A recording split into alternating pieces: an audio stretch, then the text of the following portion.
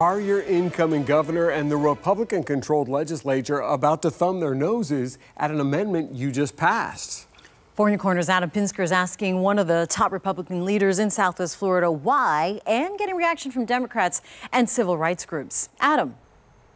Voters approved Amendment 4 last month. It gives ex-felons their voting rights back after they finish their sentences. The exception is for people convicted of murder or sexual assault. Now there's a debate on how long it will take to enact this amendment. With less than a month until he's sworn into office, Governor-elect Ron DeSantis says he wants the legislature to pass a bill and send it to him for a signature before Amendment 4, which was passed overwhelmingly by voters in November, becomes effective. Local Democratic leaders say he's adding an extra step that does not need to happen. I am concerned of what he's trying to do to delay what the voters have decided. Collier County Democratic Chair Judy Barbera says this is a ploy by DeSantis to delay implementation of the amendment, which will lead to a new group of more Democratic-leaning voters in Florida.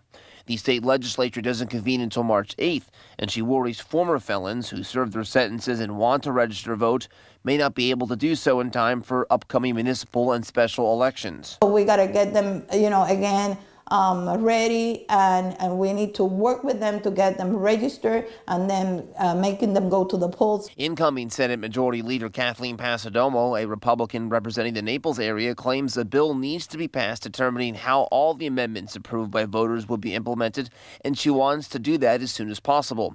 But the ACLU claims Amendment 4 has an effective date of January 8th when DeSantis is sworn in, and the legislature doesn't need to do anything.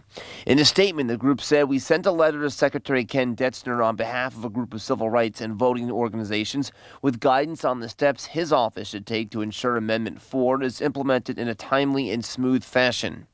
The NAACP also wrote a letter to DeSantis earlier this week, urging him to quickly implement the amendment. An estimated 1.5 million ex-felons will be eligible to vote under this amendment.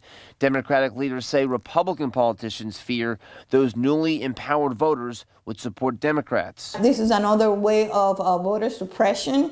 It's an understanding that this way we might have the numbers that might turn Florida blue. And I did reach out to Governor-elect DeSantis' office for comment on this issue today, but did not hear back from him.